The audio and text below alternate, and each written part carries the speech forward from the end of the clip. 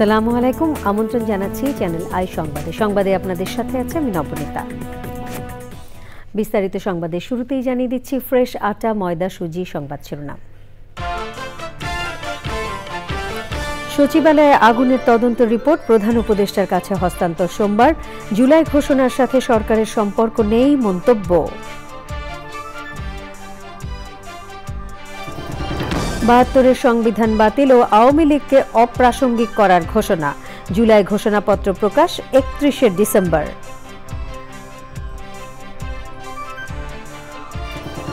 সংস্কারের কারণে নির্বাচন বিলম্বিত না করতে বিএনপির আহ্বান।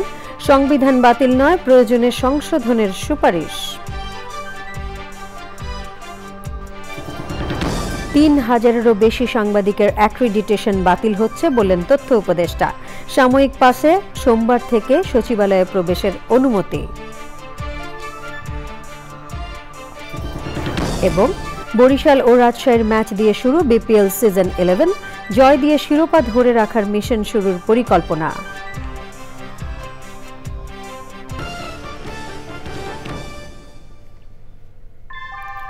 আমরা তৈরি করি বিশ্বমানের জার্মান প্রযুক্তির ভূমিকম্প সহনশীল থার্মেক্স রড, যা আপনার স্থাপনাকে নিরাপদ রাখে প্রজন্ম থেকে প্রজন্ম। সালাম স্টিল, মোস্ট ডিউরেবল স্টিল। সংবাদ শিরোনামগুলো জানাচ্ছিলাম। এখনকার সংবাদ আয়োজন একই সঙ্গে চ্যানেলের ইউটিউব চ্যানেল এবং চ্যানেলের ওটিটি প্ল্যাটফর্ম আই স্ক্রিনে লাইভ স্ট্রিমিং হচ্ছে। যাচ্ছে পুরো সংবাদে।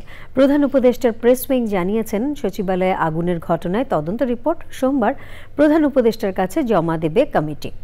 আগামী ৩১শে ডিসেম্বর বৈষম্য বিরোধী ছাত্র আন্দোলনের জুলাই বিপ্লবের ঘোষণাপত্রের সাথে সরকারের কোনো সম্পর্ক নেই বলে জানায় প্রেস উইং। সোমবার থেকে ২০০ সাংবাদিককে সচিবালয়ে প্রবেশে অস্থায়ী কার্ড দেয়া হবে। কার্ড রিভিউর মাধ্যমে নতুন অ্যাক্রিডিটেশন কার্ড ইস্যু করা হবে বলেও জানানো হয়েছে। চকর মালিথা জানাচ্ছেন। প্রধান উপদেষ্টার সরকারি বাসভবন, রাষ্ট্রীয় অতিথি ভবন, যমুনার সামনে উন্মুক্ত সংবাদ সম্মেলন কেন্দ্র স্থাপন করা হয়েছে। রোববার বিকেলে সেখানেই সমসাময়িক বিষয় নিয়ে প্রধান উপদেষ্টার প্রেস উইংয়ের প্রথম সংবাদ সম্মেলন। কোনো অবস্থাতেই এটা বোঝার কোনো অবকাশ নাই যে অ্যাক্রিডিটেশন কার্ড বাতিল করা হয়েছে। আগামীকালকে থেকে অস্থায়ী পাস নিয়ে সাংবাদিকরা সচিবালয়ে প্রবেশ করতে পারবেন এবং প্রাথমিকভাবে প্রায় ২০০ সাংবাদিককে অস্থায়ী পাস দেওয়া হবে। যতক্ষণ পর্যন্ত না নতুন কার্ড ইস্যু করা হচ্ছে ততক্ষণ পর্যন্ত এই কার্ডগুলোর ভ্যালিডিটি থাকবে। এটা রিভিউ করে যারা প্রকৃত সাংবাদিক শুধুমাত্র তাদের কাছে এই কার্ডটা থাকবে। সচিবালয়ে আগুনের তদন্ত রিপোর্টের তথ্য জানানো হয় সংবাদ সম্মেলনে। আগামীকালকে ওনারা প্রাথমিক প্রতিবেদনটি মাননীয় প্রধান উপদেষ্টার কাছে হস্তান্তর করবে। তদন্ত কাজ এই মুহূর্তে খুব সাকসেসফুলি চলমান আছে। তদন্ত কাজের অংশ হিসেবে ওনারা যাবতীয় প্রয়োজনীয় আলামতগুলো সংগ্রহ করেছেন এবং এর মধ্যে কিছু আলামত দেশে পরীক্ষা নিরীক্ষা করা হচ্ছে। ওনারা যদি প্রয়োজন মনে করেন কিছু আলামত দেশের বাইরে পাঠিয়েও পরীক্ষা নিরীক্ষা করার হবে বলে ওনারা আমাদেরকে জানিয়েছেন। ৩১শে ডিসেম্বর জুলাই বিপ্লবের ঘোষণাপত্র নিয়ে সরকারের অবস্থান ব্যাখ্যা করেন প্রধান উপদেষ্টার প্রেস সেক্রেটারি। এটা একটা প্রাইভেট ইনিশিয়েটিভ, আমরা এটাকে প্রাইভেট ইনিশিয়েটিভ হিসেবেই দেখছি। এটা আমাদের গভর্নমেন্টের কোনো ইয়ে না, আমরা এর মধ্যে এই গভর্নমেন্টের সাথে এটার কোনো সম্পৃক্ততা নাই। জুলাই বিপ্লবের স্মৃতিস্মারক গ্রাফিতিগুলো ঢাকা বিশ্ববিদ্যালয় কর্তৃপক্ষ নিজ দায়িত্বে সংরক্ষণ করবে বলে সংবাদ সম্মেলনে জানানো হয়েছে। চকর মালিথা, চ্যানেল আই, ঢাকা। জুলাই ঘোষণাপত্রের মাধ্যমে ৭২-এর সংবিধান বাতিল ও আওয়ামী লীগকে অপ্রাসঙ্গিক করার ঘোষণা দিয়েছে বৈষম্য বিরোধী ছাত্র আন্দোলন।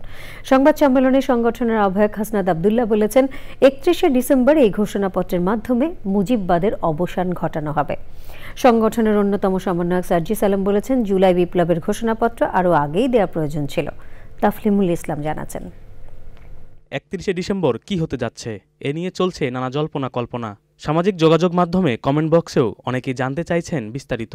এই অবস্থায় জরুরি সংবাদ সম্মেলন করে ৩১শে ডিসেম্বরের বিস্তারিত তুলে ধরেছে বৈষম্য বিরোধী ছাত্র আন্দোলন। সংগঠনের অন্যতম সমন্বয়ক সার্জিস আলম বলেছেন, ঘোষণাপত্র বাংলাদেশের একটি দলিল হয়ে থাকবে। আমাদের এই ঘোষণাপত্র সকলের আশা আকাঙ্ক্ষাকে ধারণ করতে পারবে। এটি আগামীর বাংলাদেশের ঘোষণাপত্র। এটি কোনো নির্দিষ্ট দলের, মতের, ধর্মের, বয়সের মানুষের ঘোষণাপত্র নয়। যেমন ভাবে ২৪-এর বিপ্লবটি সকলের ঘোষণাপত্র ছিল। বৈষম্য বিরোধী ছাত্র আন্দোলনের আহ্বায়ক হাসনাত আবদুল্লাহ জানান, ৩১শে ডিসেম্বর ৭২-এর সংবিধান বাতিল ঘোষণা করা হবে। মুজিববাদী চেতনার বিরুদ্ধে মানুষ দাঁড়িয়েছে, আওয়ামী লীগের এই যে ফেসিবাদের বিরুদ্ধে মানুষ দাঁড়িয়েছে। এই বিরুদ্ধে দাঁড়ানোকে সেখানে আমরা চাই স্বীকৃতি দেওয়া হোক। আমরা চাই এই মুজিববাদী সংবিধান কবরস্থ ঘোষণা করা হবে। সেই যেখান থেকে এক দফার ঘোষণা দেওয়া হয়েছে ঠিক সেই জায়গা থেকে মুজিববাদী ৭২-এর সংবিধানের কবর রচিত হবে। ৩১ ডিসেম্বর শহীদ মিনারে বৈষম্য বিরোধী আন্দোলনের কর্মসূচি নিয়ে কথা বলেন তথ্য ও সম্প্রচার উপদেষ্টা নাহিদ ইসলাম। একটা ঘোষণাপত্র আসবে যে কোন ঐতিহাসিক প্রেক্ষাপটে দাঁড়িয়ে এই ধরনের একটি অভ্যুত্থান সংগঠিত হলো বা আমাদের সরকার পতনের ঘোষণা দেওয়া লাগলো, এবং এই জুলাই অভ্যুত্থানের ফলে আসলে ছাত্র জনতার সত্যিকার আকাঙ্ক্ষাটা কী ছিল সেটি ব্যক্ত করার জন্য একটি ঘোষণাপত্র জাতির সামনে হাজির করা হবে। ৩১ ডিসেম্বর কেন্দ্রীয় শহীদ মিনারে জুলাই অভ্যুত্থানের শহীদ পরিবারের সদস্য, বিভিন্ন রাজনৈতিক দল ও গণ অভ্যুত্থানের পক্ষে শ্রেণী পেশার মানুষ সমবেত হবে বলে জানিয়েছে বৈষম্য বিরোধী ছাত্র আন্দোলন। তাফিমুল ইসলাম, চ্যানেল আই, ঢাকা। সংস্কার করতে গিয়ে যাতে নির্বাচন বিলম্বিত না হয় এ বিষয়ে সজাগ থাকতে বলেছেন বিএনপি নেতারা। দলের সিনিয়র যুগ্ম মহাসচিব রুহুল কবির রিজভী বলেছেন ৫ই আগস্টের আগে ব্যাংক লুট করেছে আওয়ামী লীগ, আর ৫ই আগস্টের পর ইসলামী ব্যাংকগুলো দখল করে নিয়েছে অন্য একটি রাজনৈতিক দল। মির্জা আব্বাস বলেছেন সংবিধান বাতিলের চেষ্টা দুঃখজনক, সংশোধন করা যেতে পারে বলে মন্তব্য করেন তিনি। মইনুল হাসান জানাচ্ছেন। সকালে জাতীয়তাবাদী রিকশা, ভ্যান, অটো শ্রমিক দলের সঙ্গে বিএনপির প্রতিষ্ঠাতা শহীদ প্রেসিডেন্ট জিয়াউর রহমানের মাজারে শ্রদ্ধা নিবেদন করেন বিএনপির সিনিয়র যুগ্ম মহাসচিব অ্যাডভোকেট রুহুল কবির রিজভী। পরে তিনি বলেন, শুধু পাশের দেশেই অপপ্রচার করছে না, ঘোলাপানিতে মাছ শিকারের চেষ্টা করছে ৭১-এ মুক্তিযুদ্ধের বিরোধীকারীরা। ৫ই আগস্টের পর আমরা কি ব্যাংক আত্মসাৎ করতে দেখিনি? ইসলামী ব্যাংক কিভাবে গ্রাস করে নিল একটি রাজনৈতিক দলের অনুসারীরা। আমি সেই রাজনৈতিক দলটিকে বলতে চাই, খুব নীরবে নেতৃত্বে সবকিছু অপকর্মের সঙ্গে আপনারা জড়িত। আমরা হাসিনার আমলে দেখেছি চাপাতি লীগ, হেলমেট লীগ, বন্দুক লীগ, আবার জনগণ তো এটাও জানে ঘুর পার্টি এবং পায়ের রক কাটা পার্টি, এরা কারা এদেরকে জনগণ জানে না। রাজধানীতে ঢাকা মহানগর দক্ষিণ বিএনপির নবনির্বাচিত নেতাদের সঙ্গে সাংবাদিকদের মতবিনিময় সভায় ছিলেন মির্জা আব্বাস। সচিবালয়ে আগুনের বিষয় নিয়ে কথা বলেন বিএনপির এই নেতা। সচিবালয়ে আরেকজন প্রাক্তন সচিবকে, রিটায়ার্ড সচিবকে, বাকশালী সচিবকে নিয়োগ দেওয়া হয়েছে। বাকশালীদের প্রেতাত্মাকে বগল দাবা করে নিয়ে আপনারা কি সংস্কার করবেন? জাতির কাছে প্রশ্ন জাগে, আমার কাছেও প্রশ্ন জাগে। আমরা কি আওয়ামী লীগকে আবার ফিরিয়ে আনার রাস্তা করে দিচ্ছি? বিএনপি ক্ষমতা নয়, জনগণের ভোটাধিকার নিশ্চিত করতে চায় উল্লেখ করে দলের নেতারা বলেন, সংস্কার করতে গিয়ে যাতে নির্বাচন বিলম্বিত না হয় সেই বিষয়ে সজাগ থাকতে হবে। Mainul Hasan, channel I, Dhaka. ৩,০০০-এরও বেশি সাংবাদিকদের অ্যাক্রিডিটেশন কার্ড বাতিল করা হচ্ছে বলে জানিয়েছেন তথ্য উপদেষ্টা নাহিদ ইসলাম। রোববার কোনো সাংবাদিককে সচিবালয়ে প্রবেশ করতে দেওয়া হয়নি। সাময়িক পাস দিয়ে সোমবার থেকে সাংবাদিকদের সচিবালয়ে প্রবেশের অনুমতি দেওয়া হবে। যে ৫টি মন্ত্রণালয়ের অফিস পুড়ে গেছে তারা বিভিন্ন অধিদপ্তর বা সংশ্লিষ্ট কার্যালয়ে অফিস করেছেন। রফিকুল বাসার জানাচ্ছেন।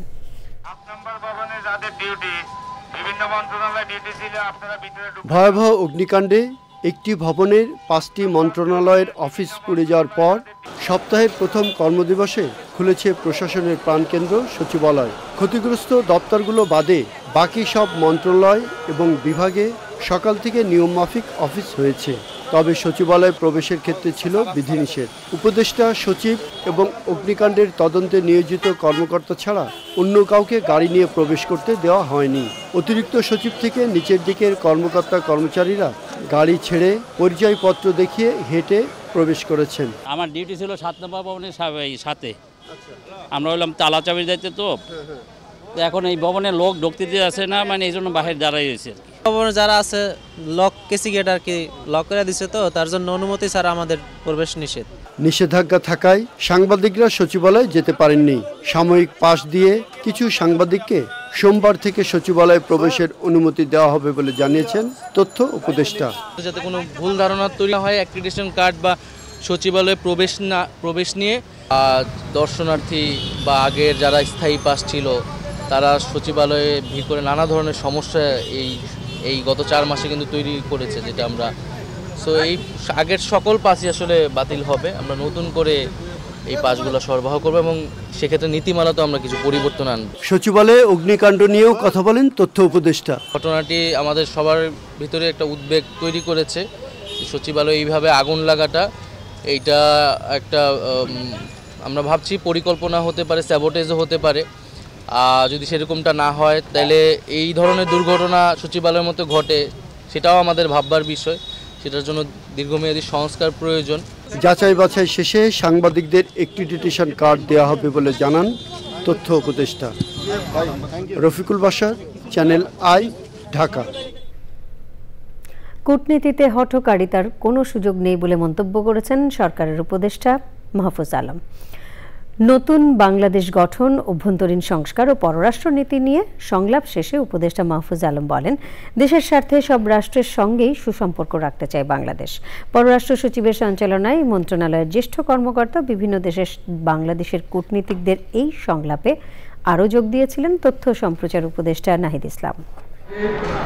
পররাষ্ট্র মন্ত্রণালয় বাংলাদেশকে রিপ্রেজেন্ট করে, নট কোনো দল অথবা কোনো তারিখ, এবং পররাষ্ট্রনীতি বিষয়ে যে ঐকমত্য, এটা যাতে ন্যাশনাল জায়গা থেকে হয়, জাতীয় ঐকমত্য হয়, এবং এটা কোনোভাবে সরকার অদল বদলের নীতিতে যাতে এটা কোনো রকম বদল না হয়, কোনো রকম হঠকারিতা আমরা করতে পারি না। National integrity, national security and sovereignty, এই জিনিসগুলো হচ্ছে আমাদের জন্য প্রাইম। কোন রাষ্ট্র কী করলো সেটা হচ্ছে এগুলো হচ্ছে আমাদের সক্ষমতাটা বাড়ানো এবং ওইখান থেকে বার্গেনিং পাওয়ারটা বাড়ানো। নীলফামারী সৈয়দপুর বাস টার্মিনালে উপজেলা জামায়াতের আয়োজনে মাওলানা আব্দুল মুন্তাকিমের সভাপতিত্বে জামায়াতে ইসলামের পথসভা অনুষ্ঠিত হয়েছে। এতে প্রধান অতিথি ছিলেন বাংলাদেশ জামায়াতে ইসলামের আমির ডাক্তার শফিকুর রহমান। এ সময় জামায়াতে ইসলামের রংপুর দিনাজপুর অঞ্চলের সহকারী সেক্রেটারি জেনারেল মাওলানা আব্দুল হালিম, জেলা আমির অধ্যক্ষ মাওলানা আব্দুস সত্তার সহ অন্যরাও উপস্থিত ছিলেন।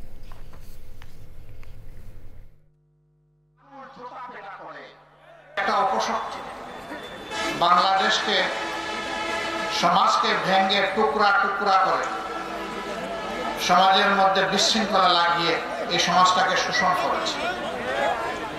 এই সত্যিই সর্বশেষ 15.5 বছর ক্ষমতায় ছিল। আবার একটা দেশকে, জাতিকে স্বাধীনতার পক্ষ বিপক্ষ শক্তি বানিয়ে এখানে আবার একটি ভাগ বিভক্তি করে রেখেছে এবং স্বাধীনতার চেতনার কথা বলে জাতিকে এনেস্থেশিয়া দিয়ে বেহুশ করে রাখার চেষ্টা করেছে। সাবেক প্রধানমন্ত্রী শেখ হাসিনা ও পি.কে. হালদার সহ অর্থ পাচারকারী ও পাচার হওয়া অর্থ দেশে ফিরিয়ে আনতে আইনগত ব্যবস্থা নেবে দুর্নীতি দমন কমিশন। আওয়ামী লীগ সরকারের আমলে শাহজালাল আন্তর্জাতিক বিমানবন্দরের ৩য় টার্মিনাল নির্মাণ প্রকল্পে ৪,০০০ কোটি টাকা আত্মসাতের অভিযোগ অনুসন্ধানের সিদ্ধান্ত নিয়েছে দুদক। রোকসানা আমিন জানাচ্ছেন। ভারতে পালিয়ে যাওয়া সাবেক প্রধানমন্ত্রী শেখ হাসিনার বিরুদ্ধে $৩০০ মিলিয়ন পাচারের অভিযোগের অনুসন্ধান করছে দুর্নীতি দমন কমিশন। এর বাইরে অনুসন্ধান চলছে ৯ প্রকল্পের ৮০,০০০ কোটি টাকা আত্মসাতের অভিযোগ নিয়েও। এর মধ্যে বাংলাদেশের বিভিন্ন আর্থিক প্রতিষ্ঠান থেকে প্রায় ৩৫,০০০ কোটি টাকা অর্থ পাচারের ঘটনায় অভিযুক্ত পি.কে. হালদার ২.৫ বছর পর গত মঙ্গলবার কলকাতার কারাগার থেকে জামিনে মুক্তি পেয়েছেন। দুদকের ব্রিফিংয়ে হাসিনা পি.কে. হালদারকে ফিরিয়ে আনার বিষয়ে গণমাধ্যমের প্রশ্ন ছিল মহাপরিচালকের কাছে। এই বিষয়ে অনুসন্ধান দল কাজ করছে এবং যেই দুটি মামলা রুজু হয়েছে সেগুলোর বিষয়েও তদন্তকারী কর্মকর্তা দল কাজ করছে। যারা আমাদের দেশ থেকে মানি লন্ডারিং করেছেন তাদেরকে ফেরত আনার বিষয়ে যত ধরনের আইনানুগ কার্যক্রম গ্রহণ করা যাবে সব কিছুই করা হবে। আওয়ামী লীগ সরকারের আমলে বিমানবন্দরের 3rd টার্মিনাল নির্মাণ প্রকল্পের 4,000 কোটি টাকা জালিয়াতির অভিযোগে প্রকল্প পরিচালক এ.কে.এম. মাকসুদুর রহমান ও অন্যদের বিরুদ্ধে অনুসন্ধান শুরু করেছে দুদক। অযৌক্তিক কাজ করে 12 কোটি টাকা অপচয় সহ সিন্ডিকেট করে 4,000 কোটি টাকা আত্মসাতের অভিযোগের বিষয়ে অনুসন্ধানের সিদ্ধান্ত গৃহীত হয়েছে। প্রায় 5,000 কোটি টাকা আত্মসাতের অভিযোগে সাত বাংলা গ্রুপের সাবেক ব্যবস্থাপনা পরিচালক মোহাম্মদ মহসিন ও ন্যাশনাল ব্যাংকের সাবেক ব্যবস্থাপনা পরিচালক এ.এফ.এম. শরীফুল ইসলাম সহ 29 জনের বিরুদ্ধে মামলা করেছে দুদক। রোকসানা আমিন, চ্যানেল আই, ঢাকা। বিআইবিএম এর 50 বছর পূর্তির আয়োজনে সাবেক মহাপরিচালক ডক্টর মইনুল ইসলাম প্রশ্ন তুললেন, গবেষণা সংস্থা হওয়ার পরও সবাই কেন চাকরি হারানোর ভয়ে সত্য বলেন না। তরুণ গবেষকদের প্রতি তার চাওয়া সাহস এবং সততার সাথে কোনো আপোষ না করার। লঙ্কা বাংলা ফিন্যান্সের এমডি হুমায়ুন আজম বলেন, তারা নিজেরা মেরুদণ্ডহীন না হলে ব্যাংকে এত লুটপাট হতো না। আত্মসমালোচনার সাথে সাথে ব্যাংকারদের দূরদর্শী হওয়ার কথাও বলেন গভর্নর। রিজভী নওয়াজ জানাচ্ছেন। 1974 সালে সদরঘাটে ছোট্ট পরিসরে যাত্রা শুরুর 10 বছর পর মিরপুরে নিজস্ব ক্যাম্পাসে Bangladesh institute of bank management BIBM বেশ কয়েকটি ব্যাংকের কাছ থেকে 44 লাখ টাকা চাঁদা আদায় করে 50 বছর পূর্তি উদযাপনের আয়োজনটা অবশ্য বেশ ঘটা করেই হলো। স্বাগত বক্তব্যে সংস্থাটির অধ্যাপক শাহ মোহাম্মদ আহসান হাবিব বিআইবিএম এর ইতিহাস তুলে ধরেন। তবে ব্যাংক খাতের দুরবস্থা ঘটার কালে সংস্থাটি কি করেছে তার কোনো বর্ণনা পাওয়া যায়নি তার বক্তব্যে। অবশ্য সত্য স্বীকার করেছেন অনেক আলোচক। আল্লাহর ওয়াস্তে সাহস এবং সততার সাথে কখনো কম্প্রোমাইজ করবেন না। আপনারা গবেষক, আপনাদের প্রধান পরিচয় আপনারা গবেষক। গবেষক এবং সত্য উচ্চারণের সাহস, এই দুটা ওতপ্রোতভাবে জড়িত। আমরা যেহেতু চাকরি করি কারণ আমরা চাকর আনফরচুনেটলি, এবং আমরা বোর্ডের ভয় পাই যে বোর্ড আমাকে রাখবে, আমি কি করলে থাকবো কি না করলে থাকবো। সো ব্যাড অ্যান্ড লস জমতে জমতে জমতে ট্রেড রিলেটেড ব্যাড অ্যান্ড লসই বলেন আর কর্পোরেট ব্যাড অ্যান্ড লসই বলেন, তারপর মানি লন্ডারিংই বলেন, সব কিছুতেই তো আমরাও তো সহায়তা করেছি নিশ্চয়ই, নইলে তো আজকে ইন্ডাস্ট্রির অবস্থা এরকম হতে পারে না। আমরা কয়েকজনা দাঁড়িয়ে প্রোটেস্ট করেছি আমাদের বোর্ডের এগেইনস্টে, সত্যি কথা বলতে। ব্যাংকিং খাতে হজ বড়ল অবস্থার জন্য সব সরকারকে দায়ী করেন বাংলাদেশ ব্যাংক গভর্নর। অর্জন সত্ত্বেও অনেক ব্যর্থতা আছে। তো যাই হোক, এটার মূলে কোনো একক গোষ্ঠী বা একক ব্যক্তিত্ব নয়, এটার মূলে আমরা সবাই হয়তো ভিন্নভাবে কাজ করতে পারতাম, সবাই হয়তো আমাদের নিজ নিজ জায়গা থেকে নিষ্ঠার সাথে কাজ করতে পারতাম। হয়তো ব্যত্যয় ঘটেছে, হয়তো হয় নাই। আলোচনায় জানানো হয় গত বছর প্রায় 5000 ব্যাংকারকে প্রশিক্ষণ দিয়েছে BIBM. Rizvi Nawaz, channel I, Dhaka. এবারে I sports.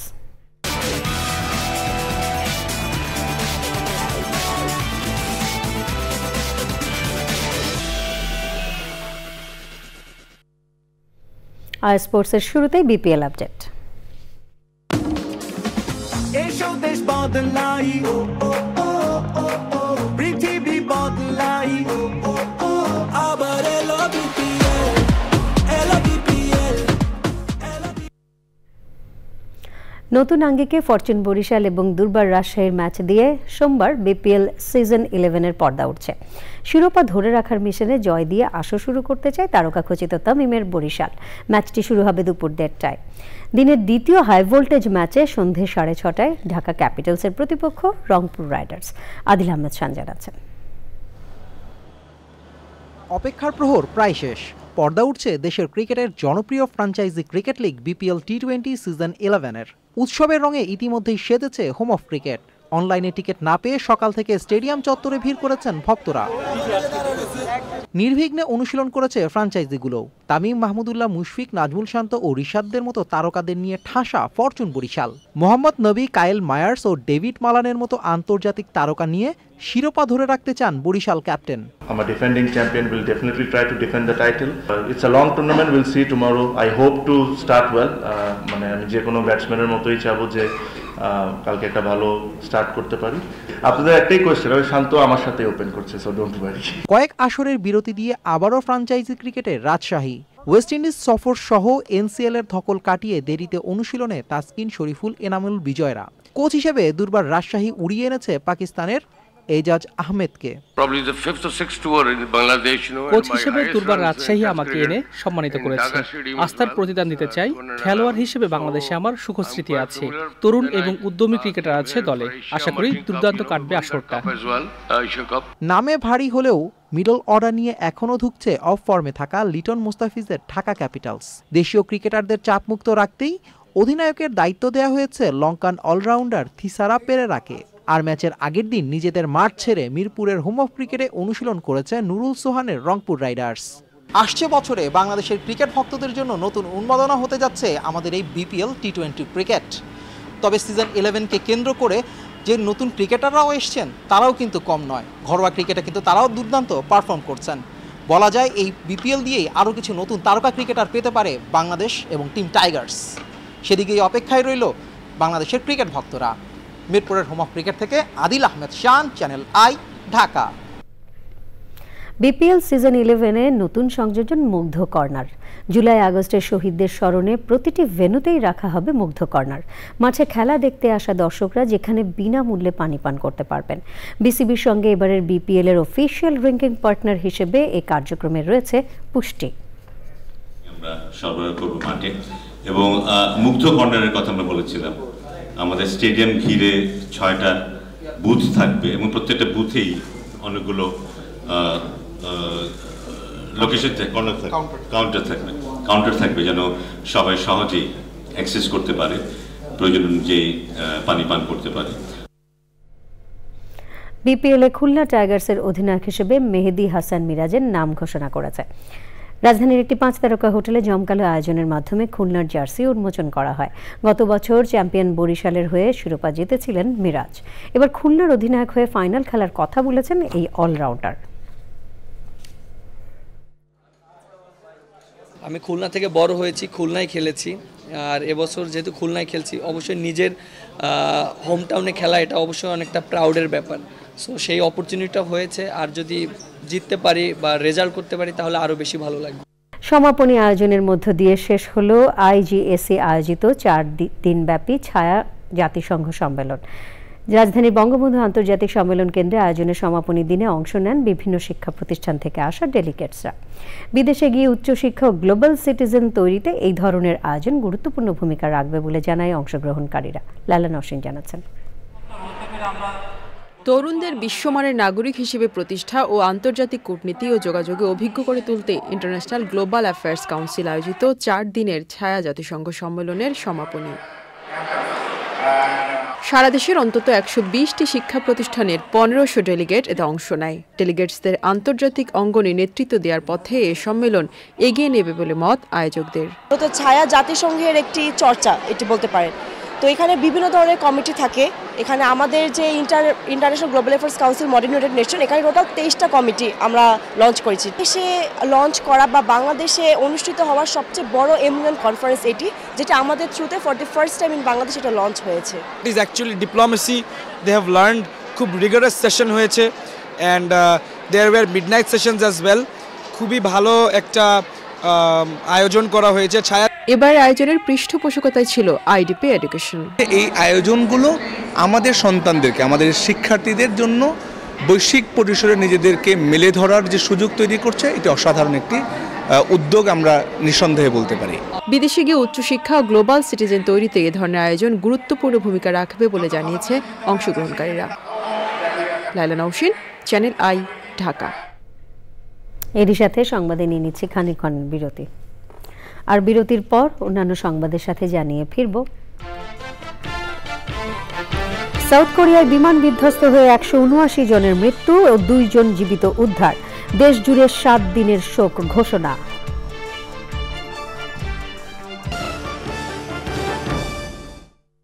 Transforming Bangladesh through knowledge remittance থিমকে সামনে রেখে ঢাকার ফরেন সার্ভিস একাডেমিতে বাংলাদেশ ব্র্যান্ড ফোরামের আলোচনা সভা অনুষ্ঠিত হয়েছে। অনুষ্ঠানে বক্তারা বলেন, বিনিয়োগ, জ্ঞান ও দক্ষতা সহ 4টি স্তম্ভ নিয়ে এবারের আয়োজন করা হয়েছে। প্রধান অতিথি পররাষ্ট্র উপদেষ্টা মোহাম্মদ তৌহিদ হোসেন বলেছেন, প্রবাসী বাংলাদেশিদের বৈশ্বিক দক্ষতা ব্যবহার করে প্রযুক্তিগত অগ্রগতি সহ বৈশ্বিক ভাবমূর্তিকে চলমান করা সম্ভব। অনুষ্ঠানটির আয়োজন করেছে প্রাইম ব্যাংক, বিকাশ লিমিটেড ও টিম গ্রুপ বিডি।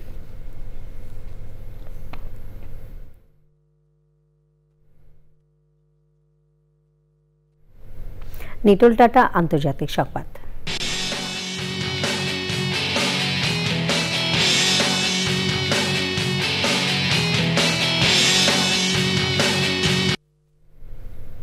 সাউথ কোরিয়ার দক্ষিণ পূর্বাঞ্চলে মুয়ান আন্তর্জাতিক বিমানবন্দরে যাত্রীবাহী বিমান বিধ্বস্ত হয়ে 179 জনের মৃত্যু হয়েছে।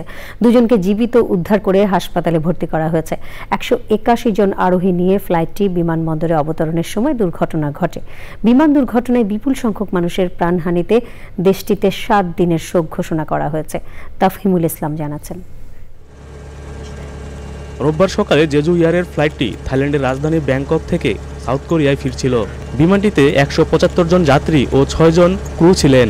দেশটির দমকল সংস্থা জানিয়েছে বিমানটি অবতরণের সময় রানওয়ে থেকে ছিটকে পড়ে একটি প্রাচীরে ধাক্কা খায়। সে সময় বিস্ফোরণ ঘটে বিমানটিতে আগুন ধরে যায়।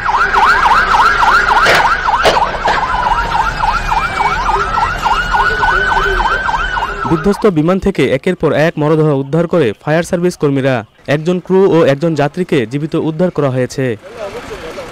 বিমানবন্দরে ফায়ার সার্ভিস জানিয়েছে ফ্লাইটটি অবতরণের আগ মুহূর্তে খারাপ আবহাওয়ায় একটি পাখির সাথে সংঘর্ষ হয়। সে সময় ল্যান্ডিং গিয়ারেও ত্রুটি দেখা দেয়।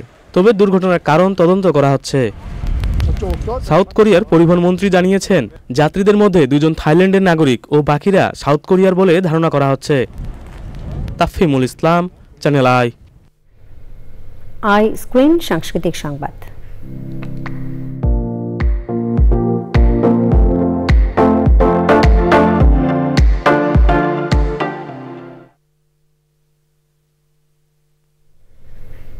দীর্ঘ 12 বছর পর বেসরকারি স্যাটেলাইট টেলিভিশন গাজী টিভিতে অনুষ্ঠিত হতে যাচ্ছে টাইমলাইন বাংলাদেশ। বছরের ঠিক শেষে ঐতিহাসিক এই বছরের প্রাপ্তির প্রত্যাশা নিয়ে নতুন বাংলাদেশ গড়ার পথ কতটা চ্যালেঞ্জিং এ বিষয়ক নানা প্রশ্নের উত্তর খুঁজতে এই অনুষ্ঠানটির আয়োজন করা হয়েছে। সোমবার থেকে প্রতিদিন রাত 11টায় এবং পরদিন সকাল 9:45টায় গাজী টিভিতে এটি অনুষ্ঠিত হবে। এবারে কৃষি সংবাদ।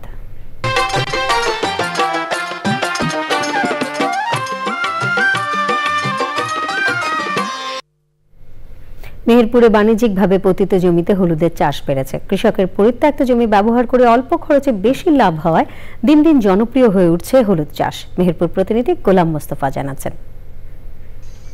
দেশে হলুদের ব্যাপক চাহিদা থাকায় মেহেরপুরে গত কয়েক বছর চাষিরা বাণিজ্যিকভাবে হলুদের চাষ করছেন। কৃষি অফিসের উদ্যোগে চাষিদের পরিত্যক্ত জায়গা ও বিভিন্ন ফল বাগানে হলুদের চাষ করছেন চাষিরা। আম বাগান বা কাঁঠাল বাগান থাকে, ছায়াযুক্ত জায়গায় এই ফসলটা খুব ভালো হয় এবং এটা খুব লাভজনক একটা চাষ। সময় দীর্ঘ 1 বছর লাগে। প্রত্যেকটা কৃষক যদি এই চাষের প্রতি হয়, আমার মনে হয় ধান চাষের চাইতে এটা একটা লাভজনক চাষ। বিঘা প্রতি 1 লাখ টাকা পর্যন্ত হলুদ বিক্রি হচ্ছে বলছেন চাষিরা। হেভি লাভজনক ফসল, আয়ের একটা উৎস। এতে খরচ কম, খুবই সীমিত। কাটা প্রতি 2 থেকে 3 মণ হয়। হলুদ তৈরি করে সিদ্ধ করে শুকিয়ে গুঁড়ো করে বেচে, তার বিঘা প্রতি লাখের ঊর্ধ্বে হবে। জেলায় এবার 360 হেক্টর জমিতে হলুদের চাষ হয়েছে, যা থেকে 7,488 মেট্রিক টন কাঁচা হলুদ উৎপাদন হবে বলছে কৃষি বিভাগ। মশলার জন্য খুব বাড়তি জমি দিতে চায় না এবং পাওয়াটাও কঠিন, যেহেতু আমাদের আগে খাদ্যের দিকটা দেখতে হয়। সেহেতু আমাদের এই পদ্ধতিগুলো যদি আমরা অ্যাপ্রোচ করতে পারি, ঠিকভাবে চাষিদেরকে উদ্বুদ্ধ করতে পারি, তাহলে আমাদের যে মশলার ঘাটতি এটা হয়তো আমরা অনেকাংশে পূরণ করতে পারবো এবং আমাদের এই বৈদেশিক মুদ্রা সাশ্রয়ের ক্ষেত্রে একটা অবদান রাখতে পারবো। পতিত জমিতে হলুদের চাষ বৃদ্ধির জন্য মাঠ পর্যায়ে চাষিদের উদ্বুদ্ধের পাশাপাশি বিভিন্ন সহযোগিতা করছে কৃষি বিভাগ। মেহেরপুর থেকে গোলাম মোস্তফা, চ্যানেল আই। এখন দেখবেন প্রকৃতি সংবাদ।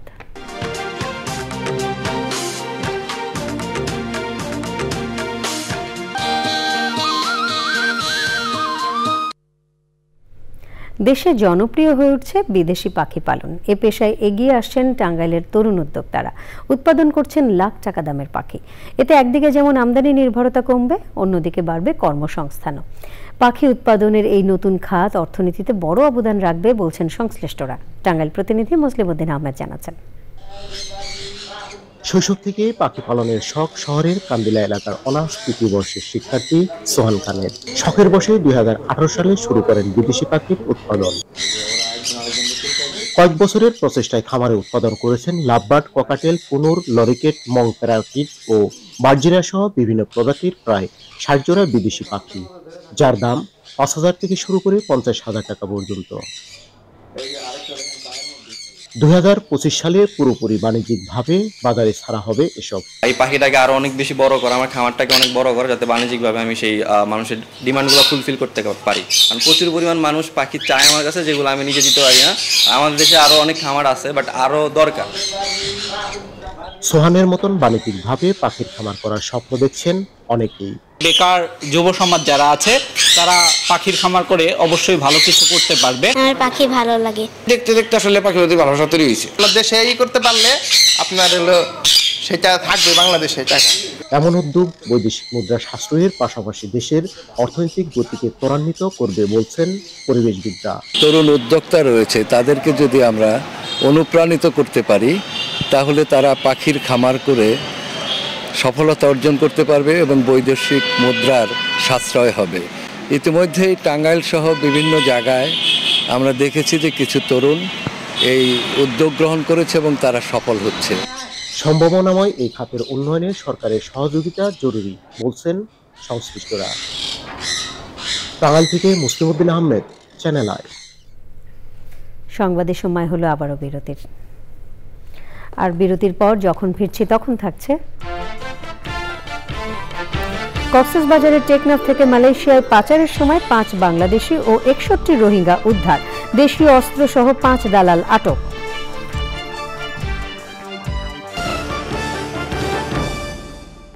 কক্সবাজারের টেকনাফে সাগর পথে মালয়েশিয়ায় মানব পাচারকারী 5 দালালকে আটক এবং 5 বাংলাদেশি ও 61 রোহিঙ্গাকে উদ্ধার করেছে পুলিশ। দালালদের কাছ থেকে 4টি রাইফেলের গুলি, 1টি রামদা ও 1টি কিরিস উদ্ধার করা হয়েছে। কক্সবাজারের পুলিশ সুপার জানান, বাহারছড়া ইউনিয়নের মধ্যম কচ্ছপিয়া পাহাড়ি এলাকায় মালয়েশিয়া পাচারের উদ্দেশ্যে কিছু সংখ্যক মানুষকে জড়ো করার খবর পায় পুলিশ। পরে অভিযান চালিয়ে 5 জনকে আটক করে এবং ঘটনাস্থলে তল্লাশি করে মালয়েশিয়া পাচারের উদ্দেশ্যে জড়ো করা 66 জন নারী, পুরুষ ও শিশুকে উদ্ধার করে পুলিশ।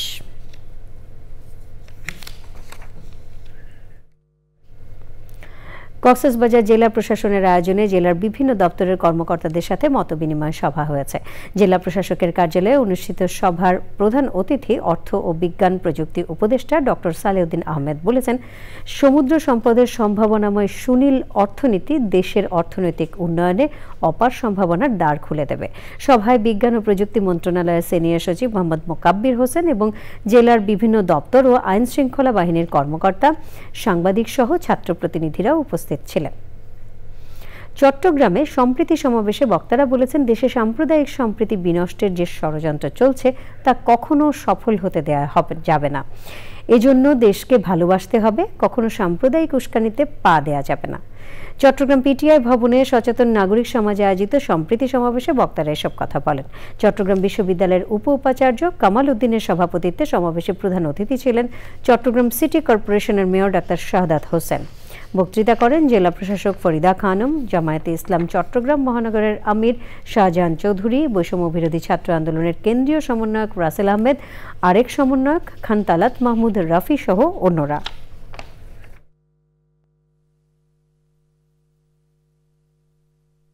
যত বেশি আমরা এই দেশকে ভালোবাসতে পারবো তত বেশি আমাদের সম্প্রীতির বন্ধন আরো বেশি বাড়তে থাকবে। আর এই দেশকে যত আমরা কম ভালোবাসবো সম্প্রীতির বন্ধন আমাদের থাকবে না। এটা হচ্ছে বাস্তবতা। কাজে এই সম্প্রীতির বন্ধনকে আরো দৃঢ় করার জন্য আমাদের এই দেশকে ভালোবাসতে হবে।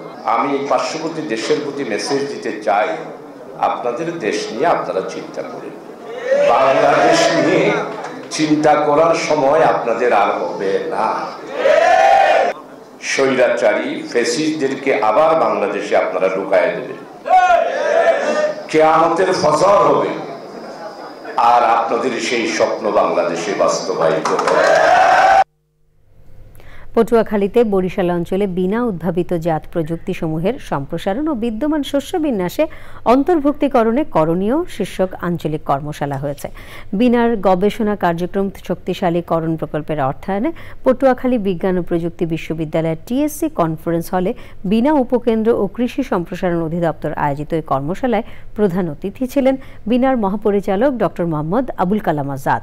উপস্থিত ছিলেন বিশ্ববিদ্যালয়ের উপাচার্য প্রফেসর ডক্টর কাজী রফিকুল ইসলাম, উপ-উপাচার্য ডক্টর এন.এম. হেমায়েত জাহান, কৃষি সম্প্রসারণ অধিদপ্তর বরিশাল অঞ্চলের অতিরিক্ত পরিচালক ডক্টর মোহাম্মদ নজরুল ইসলাম শিকদার সহ অন্যরা। কর্মশালায় বরিশাল বিভাগের 6 জেলা এবং সব উপজেলার কৃষি সম্প্রসারণ কর্মকর্তা, গবেষণা সংশ্লিষ্ট বৈজ্ঞানিক কর্মকর্তা, কৃষির বিপণন, সার ও বীজ ডিলার, কৃষক ও সাংবাদিক প্রতিনিধি সহ 200 জন অংশ নেন। জামায়াতে ইসলামীর সাবেক সহকারী সেক্রেটারি জেনারেল ও সাপ্তাহিক সোনার বাংলা সম্পাদক মোহাম্মদ কামরুজ্জামান রচিত শেষ বই ফাঁসির সেল থেকে দেখা বাংলাদেশ প্রকাশিত হয়েছে। বিকেলে জাতীয় প্রেস ক্লাবের জহুর হোসেন চৌধুরী হলে বইটির মোড়ক উন্মোচন অনুষ্ঠানে উপস্থিত ছিলেন দৈনিক ইনকিলাবের সহকারী সম্পাদক মোবায়দুর রহমান, লেখকের সহধর্মিনী নুরুন নাহার, যুক্তরাজ্যের ওয়ানসি বিশ্ববিদ্যালয়ের মেকানিক্যাল ইঞ্জিনিয়ারিং বিভাগের সহযোগী অধ্যাপক ডক্টর মোকাররম হোসেন, যুক্তরাষ্ট্রের হাওয়ার্ড বিশ্ববিদ্যালয়ের সহকারী অধ্যাপক ডক্টর মির্জা গালিব, জামায়াতে ইসলামী ঢাকা মহানগরী উত্তরের সহকারী সেক্রেটারি ও ছাত্র শিবিরের সাবেক কেন্দ্রীয় সভাপতি ফখরুদ্দিন মানিক, ছাত্র শিবিরের সাবেক কেন্দ্রীয় সভাপতি হাফেজ রাশিদুল ইসলাম সহ অন্যরা উপস্থিত ছিলেন। সংবাদে আবারও নিয়ে নিচ্ছে বিরতি, আর বিরতির পর খেলার খবরে থাকছে আইসিসি বর্ষসেরা উদীয়মান ক্রিকেটারের সংক্ষিপ্ত তালিকা প্রকাশ, জানুয়ারির শেষ সপ্তাহে বিজয়ীর নাম ঘোষণা।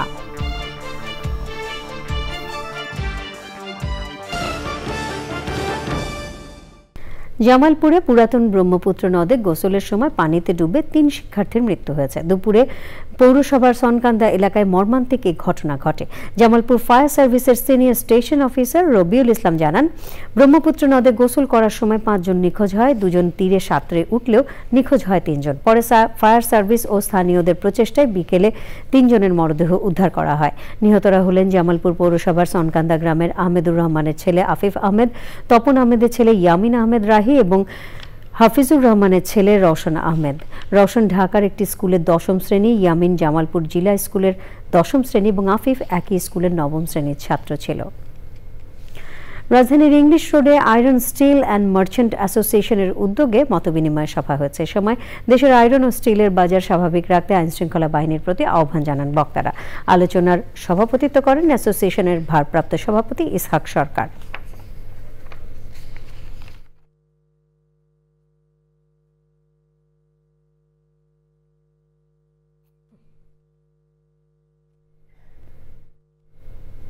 এবারে খেলার খবর।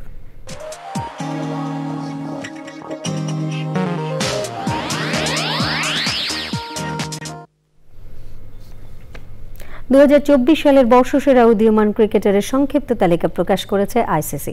4 জনের সংক্ষিপ্ত এ তালিকায় এবার নেই কোনো বাংলাদেশি ক্রিকেটারের নাম। আন্তর্জাতিক ক্যারিয়ার শুরু করে বছর জুড়ে আলোকিত পারফরম্যান্সের কারণে সংক্ষিপ্ত তালিকায় জায়গা করে নিয়েছেন পাকিস্তানি ওপেনার সাইম আইয়ুব। 9 ওয়ানডেতে প্রায় 550 রান তুলে বেশ এগিয়ে পাকিস্তানের এই তরুণ ওপেনার। এছাড়াও শ্রীলঙ্কার ব্যাটসম্যান কামিন্দো মেন্ডিস, ওয়েস্ট ইন্ডিজের পেসার শামার জোসেফ এবং ইংল্যান্ডের ডানহাতি ব্যাটসম্যান গাস অ্যাটকিনসন আছেন শীর্ষ 4-এ। আইসিসি অফিসিয়াল ওয়েবসাইটে এই তালিকা প্রকাশ করা হয়েছে। গণমাধ্যম প্রতিনিধি, আইসিসি ভোটিং একাডেমি এবং সমর্থকদের ভোটে চূড়ান্ত বিজয়ী নির্বাচিত হবেন জানুয়ারির শেষ সপ্তাহে। আইসিসির ওয়েবসাইটে গিয়ে ভোট দিতে পারবেন সমর্থকরাও। নলডাঙ্গা উপজেলার মাধবনগর ইউনিয়নের বাসিলা মাদ্রাসা মাঠে দুলু কাপ ফুটবল টুর্নামেন্টের ফাইনাল খেলায় পুরস্কার বিতরণ করেছেন বিএনপির কেন্দ্রীয় কমিটির সদস্য ও সাবেক মন্ত্রী রুহুল কুদ্দুস তালুকদার দুলু। এ সময় উপস্থিত ছিলেন জেলা বিএনপির আহ্বায়ক শহীদুল ইসলাম বাচ্চু, সদস্য সচিব রহিম নওয়াজ, যুগ্ম আহ্বায়ক ফরহাদ আলী দেওয়ান শাহিন, জেলা যুব দলের সভাপতি এ হাই তালুকদার ডালিম, বাসিলা নবারুণ সংঘের সভাপতি জিয়াউর রহমান খান, নলডাঙ্গা উপজেলা যুব দলের আহ্বায়ক মামুনুর রশিদ খান মামুন সহ অন্যরা। ফাইনাল খেলায় খোলাবাড়িয়া ফুটবল একাদশ নাটোর 2-0 গোলে দীঘা ফুটবল একাদশ রাজশাহীকে পরাজিত করে।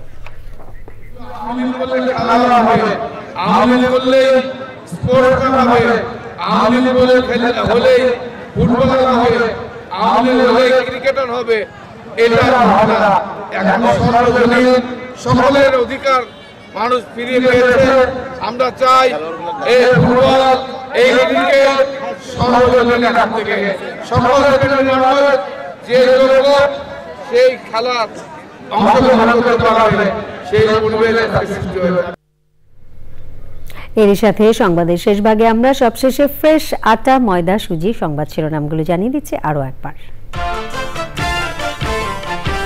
সচিবালয়ে আগুনের তদন্ত রিপোর্ট প্রধান উপদেষ্টার কাছে হস্তান্তর সোমবার। জুলাই ঘোষণার সাথে সরকারের সম্পর্ক নেই মন্তব্য। 72-এর সংবিধান বাতিল ও আওয়ামী লীগকে অপ্রাসঙ্গিক করার ঘোষণা। জুলাই ঘোষণাপত্র প্রকাশ 31শে ডিসেম্বর।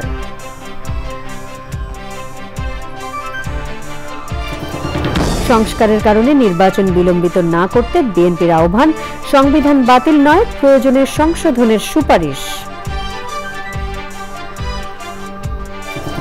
৩,০০০-এরও বেশি সাংবাদিকের অ্যাক্রিডিটেশন বাতিল হচ্ছে বললেন তথ্য উপদেষ্টা। সাময়িক পাসে সোমবার থেকে সচিবালয়ে প্রবেশের অনুমতি। এবং বরিশাল ও রাজশাহীর ম্যাচ দিয়ে শুরু বিপিএল সিজন 11, জয় দিয়ে শিরোপা ধরে রাখার মিশন শুরুর পরিকল্পনা।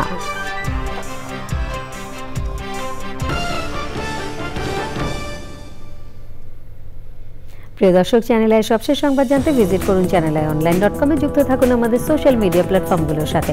সংবাদে এতক্ষণ আমাদের সাথে থাকার জন্য সকলকে ধন্যবাদ।